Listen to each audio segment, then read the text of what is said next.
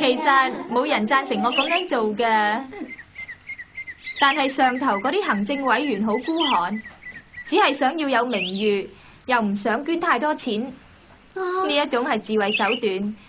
嗰班細路仔如果要掙扎求存，就首先要食飽個肚，健康咁成長。為咗呢一個目的，有時我都唔計較得咁多噶啦。我好希望佢哋知道適者生存呢個道理。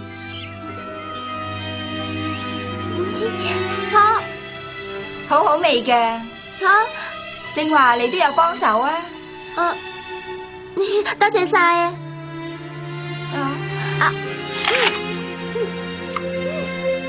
好味道啊！好食咧。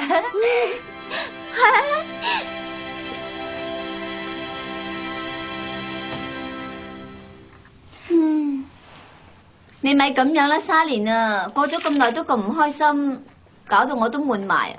但係我翻嚟啦。朱迪，做咩仲苦埋口面咁啊？唔好咁啦。如果你係覺得咁唔安樂嘅咧，就再去多次孤兒院，話招待嗰班孤兒翻嚟啦，好冇？但係招待班孤兒嗰件事，我哋已經確實咁拒絕咗啦。不過如果班孤兒仲話肯嚟，咁又點呢？係咪真噶？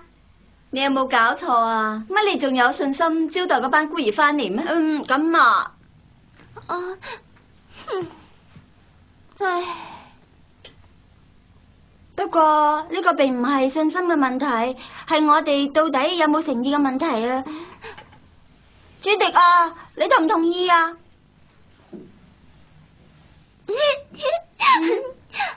對唔住啊，其實我就係想你講呢啲說話咋。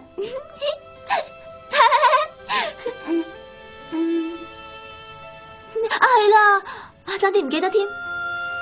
有嘢食啊，係沙蓮你嘅。蘋果呢啲係孤兒院嗰班細路送噶，味道係認真一流啊！原來朱迪你，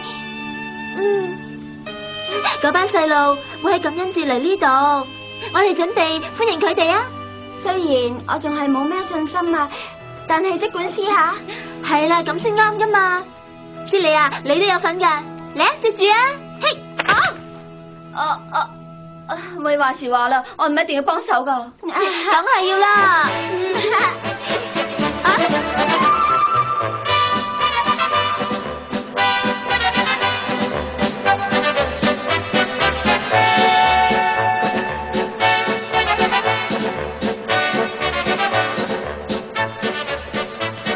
班細路咁遲都仲未嚟噶，佢哋仲唔嚟，啲嘢就會俾人食晒噶啦。唔單止咁添啊，我哋仲冇好歌聽添啊！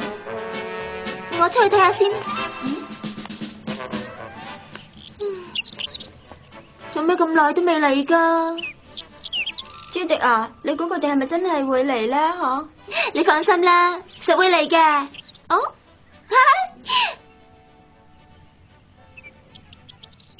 喂，你睇下，嚟啦！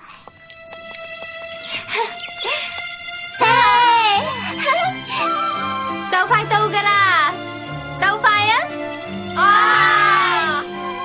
開始！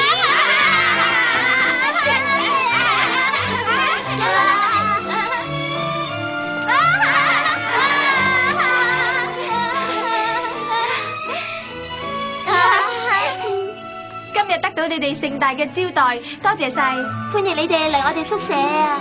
個個都好乖喎。係我教佢哋咁樣做嘅，如果唔係就會失禮死人啦嘛。哈哈，姐姐啊，你哋睇下我呢件衫啊，係咧派到老師開夜工同我做噶。唔錯啊，好靚啊！我件都係啊，我件都係。喂，你哋唔好咁嘈啊！嗰啲衫其實全部都係由舊衫改嘅。舊衫改嘅？好嘢喎，好似新嘅一樣啊！不過最難搞就係瀨尿瀨濕咗嗰啲咯。瀨尿？老師啊，你點可以咁講噶？對唔住啊。係啦，小朋友啊，有好多客人喺度等緊你哋嘅，入去啦。咁就好啦。嗱，我哋快啲準備下啦。係。